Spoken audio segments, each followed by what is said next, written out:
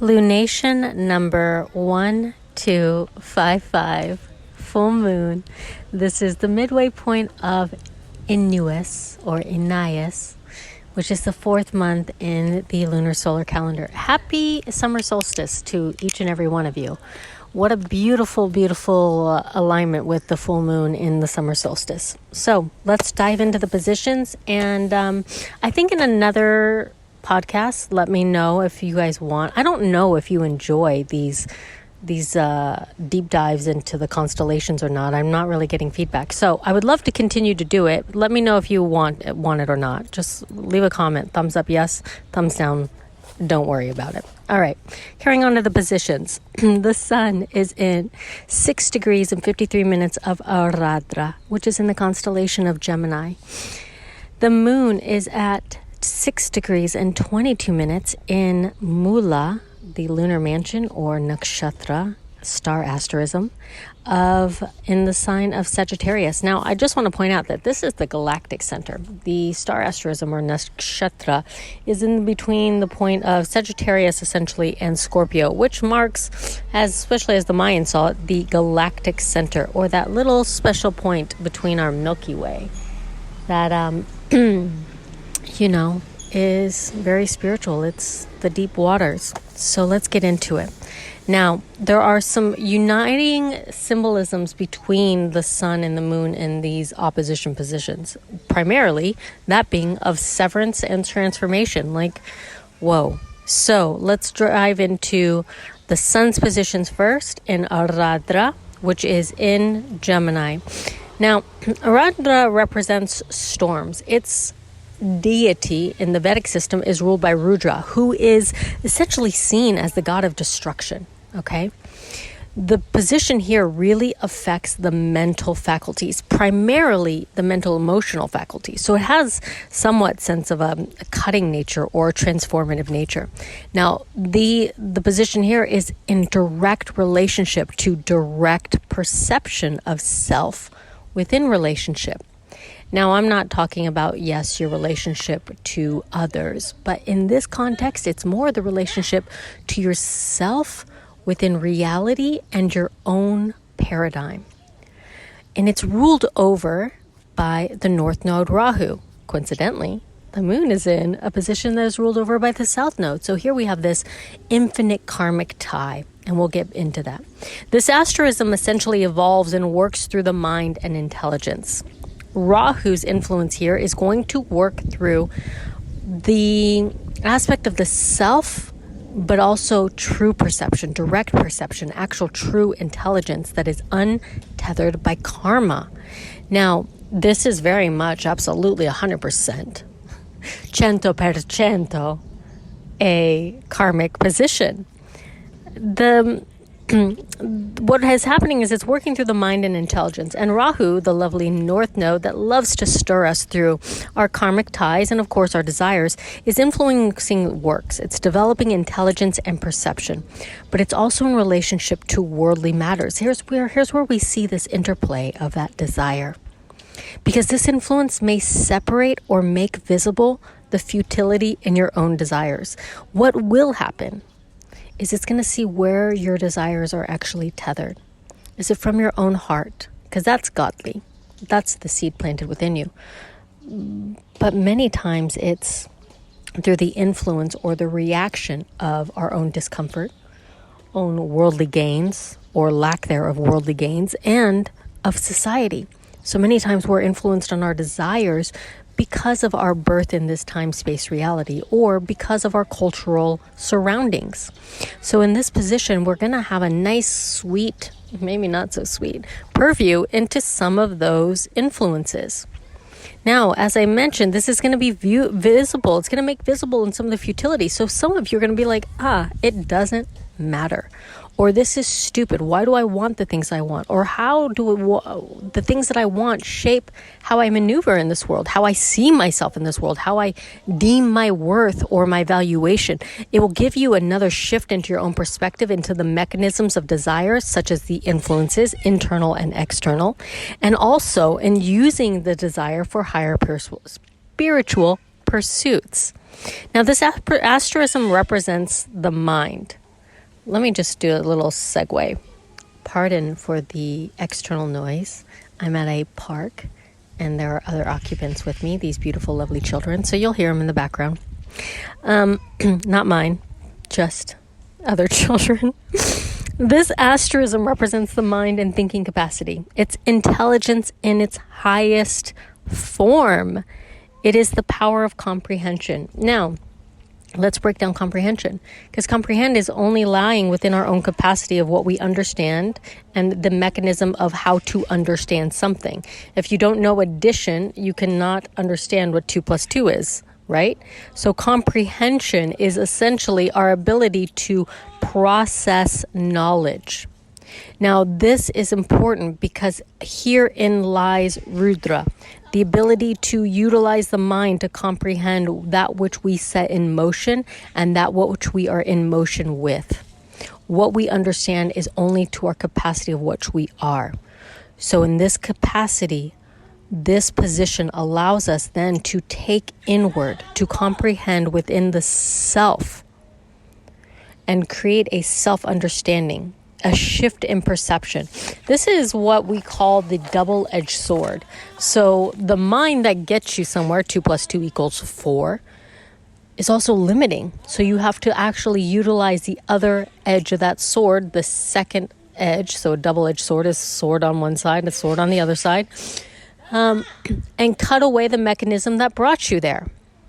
Because comprehension beyond the self is what is key. Comprehension beyond the self is what leads to divine intelligence. And this is the aspect of Aradra. So in the evolutionary cycle, when we enter into Aradra, it brings us into a greater comprehension of our desires within this material realm, and also creates the capacity for us to start to utilize intelligence to maneuver through this world, intelligence to manifest that which we so seek, intelligence to understand ourselves, but in the highest aspect, true intelligence lies untethered. And this is the goal of Aradra. And this is where we rise into this summer solstice, is the purity of intelligence, that of true perception, that which is untethered to the self or karmas, that which is not utilizing the past to comprehend the present or utilizing what you once knew to perceive the future. So here in this untethered aspect of self lies true intelligence, the purity of intelligence, or direct perception. Direct perception or reality without context, without implications, without a framework. Thus, it is beyond the self. In this, itself is severance. If you imagine that, like to have true perception, I mean, there is no me or I in what you're viewing. You're not viewing through your lens. You're just viewing as is. Then it is a severance from knowing the self or knowing how you got there. That double-edged sword, you cut the way you got there. It severs us from what is known or the mechanism of how reality is grasped. We're just talking about the sun here. Now, the sun is an aspect in this is going to be an ego aspect, personality aspect, and the soul's evolutionary aspect.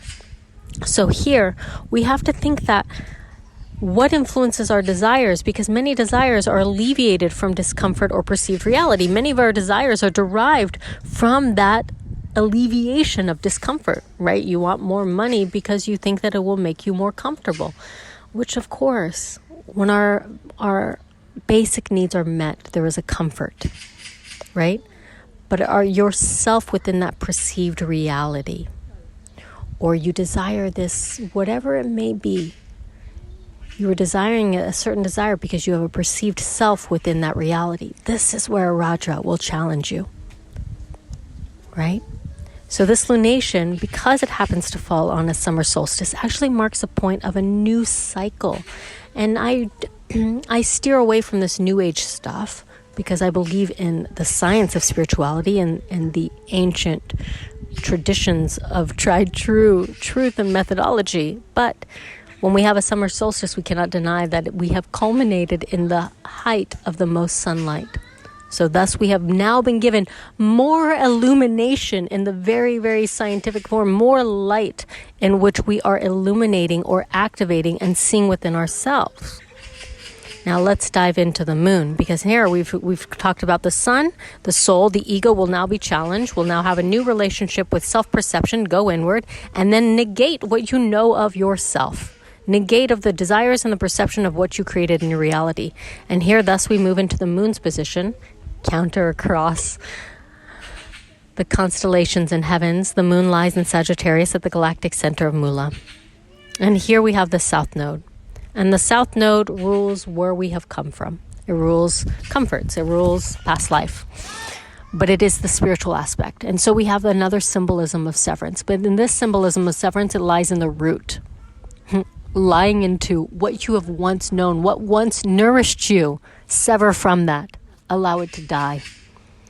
So here we have two forms of symbolic severance. One in the mental perception and one that initiates radical transformation. They both aspect karma, and it is a tug of war in spiritual ascension through materiality. I'm not going to pretend that materiality is not playing a key role in all this, because it is. But it's asking you to not be bound by it. So the moon's position here creates a mental emotional tether. And this, my lovely lovelies, is really like when the moon is in this position. Let's just preface. When the moon is in this position in Mula, it has four padas, or four positions to go through. And each position, Mars, Venus, Moon, and Mercury. Or Mars, Venus, Mercury, and the moon. My partner. Anyways, these four planets, Mars, Venus, Mercury, and the moon, actually are the levels of the mental emotional body that are tethered to the astral body. So what's going to happen? What does that mean? That means that it's going to create shifts in the mind and also in the emotion. It's going to ask that you surpass the ego, especially if your desires aren't met. Like really notice. If your desires are not met, does it elicit a mental emotional body flare? Because this is going to show attachments to the material realm. Or it's going to show that we seek the materiality for a sense of fulfillment within the soul or our own identification. Now, this ego attachment its goal is to reveal a sense of arrogance, right? So if you don't get what you want, does it reveal arrogance? Does it reveal entitlement? Does it reveal a sense of attachment to your sense of being or your own sensibilities? Because then we attribute that those are the qualities that must die in order for you to be carried into the higher realms. Because Mula, the position within Sagittarius in the galactic center, isn't just this lovely idea of being in the galactic center. Isn't this it's going to work into your four emotional bodies. No. What it is it's literally seeking to sever from the attachment of materiality to seek the higher insight and wisdom. Now with the moon here, it's going to nourish that.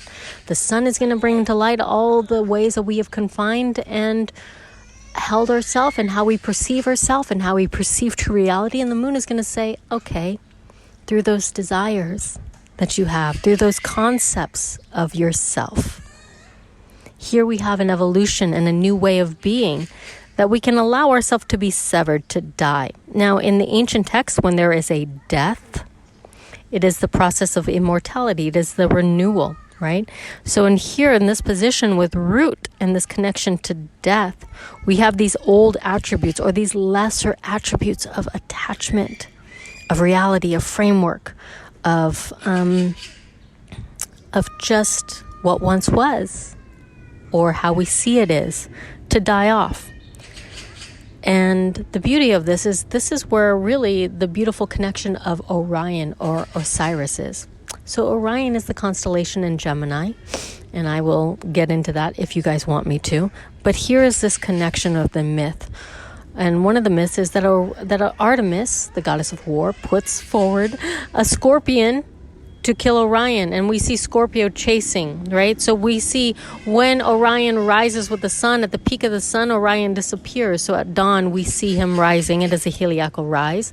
But then he is carried off by the sun. He goes into the watery world and the death, and it looks in his descension as if he's being He's dying into the underworld. And so we have the Egyptian myth of Osiris carrying on. But why this is significant is we too, an aspect of ourself, of the sun, rises and dies off and gives birth to a new sun. This in its essence is rising into a new formation. It's in its essence, that which is within you that is immortal is saved. So within this lunation, we're offered a full view of false attachments, both within our personality and our idea of self, within our external world and what we think it's supposed to bring us, but also more importantly, the framework that we create then possibly keeps us hindered from the flow of spirituality, and not spirituality as it serves the ego, which is so prevalent today. Let me just say that. I'm talking about everything, because everything around you and in front of you is spirit in ecstatic motion. You are living and breathing it. There is nothing that is not spirit. So this idea of self is what constricts you from that ecstatic motion of true perception. And here we have this birth of an ability to see purely, to have intelligence that is beyond me, and the ability to transcend truly beyond karmic attachments. So within this, resistance, stubbornness, and proclivities to hold must be transformed. Here are the symbolisms. Cut away that which nourished you. Cut away the old ideals of you. Transform it. Kill it in order for spiritual forces to flow. And voila, awakening. No, I wish it was that easy. It's not. But here we have a beautiful transition where you get to step into a new way of seeing your own reality and yourself within it that is unhindered by past karmas, if you so choose. So Mula's moon position here is going to offer an inside view of yourself and the way you perceive yourself, the way you perceive your responsibility in creation, perception, and in framework. And thus we are both the source and the recipient. These nodes are the points of involution and evolution. It's the karmic tether and the renunciation. It's that which binds you that created the next evolution, and also that which you must alleviate in order to evolve. That's a conundrum, isn't it? So is the spiritual pursuit. That which puts you in motion is part of your karmic tie, but it is that which you have to break in order to reach what you seek. So on this solstice and on this full moon, you'll be given an opportunity to break away, to reawaken from your own delusion and our own spiritual resurrection at the cost of an ego, at the cost of attainment, at the cost of an old framework. But this is the greatest amount of light that you've been given, a culmination of that which you are being ruled by, that which you are ruling over, everything that is the intertwine of material and spiritual within your sense and sensibilities. So here lies an opportunity to awaken beyond that, to shift maybe your own paradigm, as I said.